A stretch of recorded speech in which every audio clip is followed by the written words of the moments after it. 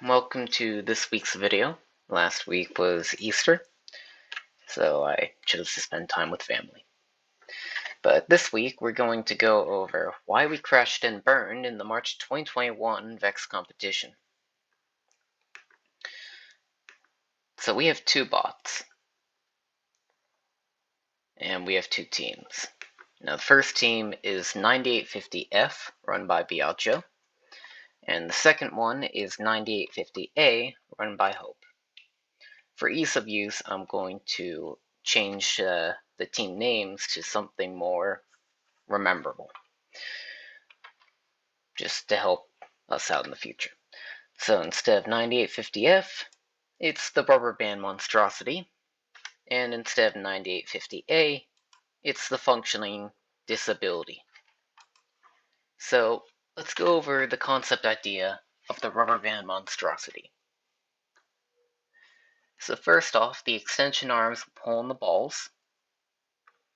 Next, cogs equipped with rubber bands will pull the balls up to a color sensor, which will then determine to see if it has a specific color, and if it does, it will pull it out the back. If not, it will send it up through the top into a basket. In reality, this is not how it worked at all. It's a bit more funky.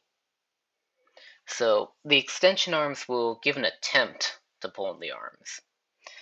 By this I mean that it won't always grab on perfectly, and we need to turn the robot to pull it in, and then other times you need multiple balls in order to get into the chamber. Cogs equipped with rubber bands will launch the balls in its chamber, hopefully ending up in the sensor's line of sight. Number 3, the sensor, if it finds the correct color, will bounce around the ball attempting to pull it out the back. And hopefully it does. And finally, if the ball is not the one the sensor is looking for, it will pull the ball to the top. However, due to this flap up here, it's going to require at least one more in order to fully push it out. The functioning disability is a lot more simplistic. The arm will pull in the gear with the rubber ball. Wait, no. An arm will pull the ball in with rubber gears. The arm will lift up the ball, and then the arm will release the ball again using the rubber gears. And in reality, it's very similar. The arm will either pull in the ball with the rubber gears, or it will push the ball in by putting it up against a solid surface, such as a wall. The arm will lift up with the ball, and the arm will release the ball again using the rubber gears. Now let's go over the positive and negatives of the rubber band monstrosity, as every machine and every person has their ups and downs. The positive of the rubber band monstrosity is that it rejects all bad balls. It is able to pull balls out from the container, and it is able to release the balls from the chamber. On the negative end, there are two big ones and then a couple small ones. One of the big ones is that it requires multiple balls to function properly. This is for kind of two different sections, one being pulling in the balls, and then the other being pushing it out the top. The rubber bands cannot hold the balls very well. They tend to either slip or not really hold on at all, rather bounce the ball around. The robot lacks autonomous code, which isn't the worst thing in the world. The rubber bands tend to break and are somewhat unreliable. The first round that we tested out this bot during the competition, one of these cogs, all the rubber bands,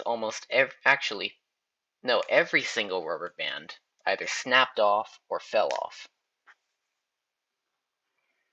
And finally, the sensor is unreliable in detecting the balls due to them bouncing around.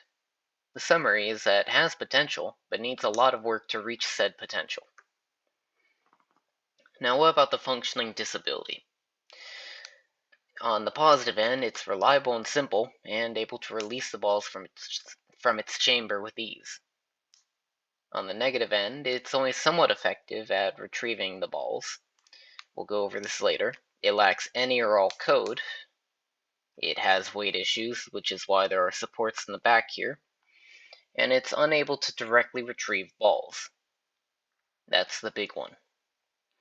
The summary is it's somewhat reliable with a major flaw, hence the name, functioning disability.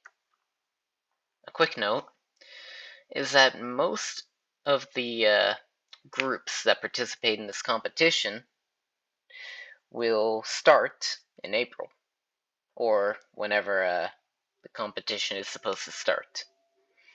However, we originally had no intentions on doing any competition through the year, and it came a surprise in the middle of February that we would be doing so, and then the competition would be next month, on the 27th. So we had about a month to build a robot, which other teams had, let's see here, April, May, June, July, August, September, October, November, December, January, February, March. They had over 11 months to work on the robot for this competition specifically. Now, I'm not sure if there were competitions before this. There probably were, in which case they may have ended up like us in those earlier ones. But at the current point in time, we kinda are a bit late. We're in the early development, while they're in somewhat of a late development stage. Another note I'd like to make is we have two teams. And, of course, we allow people to choose which team they want to be on. Team Biagio was advertised as a more difficult challenge. And, of course, all the thrill seekers and all the friends of said thrill seekers and just people who want to do something joined Team Biagio. What ended up happening is we had too many teammates, and there wasn't enough work, or the new people had difficulties with the tasks they were provided. And not to be rude, there ended up being a partial lack of goal, leadership, or any form of organization, which caused many issues with people ending up saying, I didn't do that, I don't know what happened. As for the other side, being Hope's team, we had members brought over to fix the unbalancement of teams.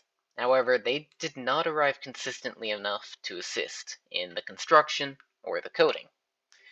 Speaking of the coding, we did not have any coders familiar with C++ or the robot's code, which kinda had a big impact. Now let's fast forward to the competition date of March 27th. So we were working on both bots. And on the rubber band monstrosity, we were working on the sensor and the final changes before the competition. And for the functioning disability, we were attaching the claw and possibly making the code. Now there is a serious issue with the functioning disability. As you can see by this extremely technical diagram of two rectangles and one arrow measuring length, the claw is far too big to fit into this chamber here and retrieve the ball. Now you may think, why not make it smaller? Well, these balls are quite big, and if you made it very much smaller, you'd either have a lot of trouble trying to insert the ball into the claw, or you'd also have a large issue trying to remove it. And also, if we shrunk it down to the proper size to fit in there, it wouldn't be able to pick it up at all, no matter where it was. So our solution for this issue was a bar at the back. Now, not in the sense that it's drawn out like this. There would be a motor attached to it, and the bar would be able to swivel up and down. However, we only came up with this on the competition date, and we didn't have a lot of time to do so. Also, there wasn't a good location to put it. The only location I found, at least during the competition, was in between these two bars that were supporting the claws, which was definitely a bad spot, but it was the only spot. Now, of course, I did get working, but it worked terribly. It just didn't work because of multiple size issues and trying to work around extreme issues with space. Another issue, I know I'm getting into a lot of issues here, but we're almost done, is that we have two bots. However, we only have one field. And you may say, oh, well, you can just run one bot at a time on the field. No big deal, right? You're somewhat correct. However, you have to wire together the robot's remote to a bunch of other circuitry, etc., in order to use the field. And not only is it somewhat expensive to purchase another field, $1,000 for the border of plastic and metal, it also takes up a lot of room. So, overall, even though there were the many flaws of the rubber band monstrosity, we chose that one over the somewhat simplistic and somewhat reliable uh, well, functioning disability. So let's just go over one last thing. What happened each round was during round 1 and round 2 and 3, we had no autonomous movement. That was due to the fact that we hadn't coded in the autonomous movement code.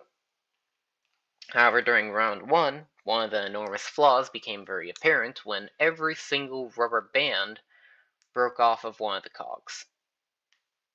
And this caused it to just stop functioning. Now, in the real competition, where you do team on team, this would be one very good way to ruin that robot. You could, let's say, have a form of pointer finger, and you could literally remove the rubber bands, making this machine useless. And we had to just straight up stop the robot. In round 2 and 3, it was less of the actual building itself and more of the code. Now, we had code for the robot, or at least the rubber band monstrosity. However, for some strange and unknown reason, the code actually stopped the robot from running in the middle of the round. That was round 2, I believe, or round 3. I'm not exactly sure how many rounds we had. We had at least 3 that we had the robot participate in. Let's just assume that was round 2 and 3. But what ended up happening is that the code just stopped running. Now later on we figured out that it was literally just stopping in the middle of the program. But at the time we thought it was like the circuitry, or just something died, or a part broke, or disconnected, or something. But that wasn't the case, and the robot wasn't able to score any points in any of these rounds due to those issues.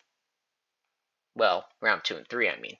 Round 1 was the mechanical issue of the rubber bands breaking. So, anyway, that is how we crashed and burned in the March 2021 Vex Competition. I hope you enjoyed listening to me, hope I wasn't too much of a bore, and I'll see you next week.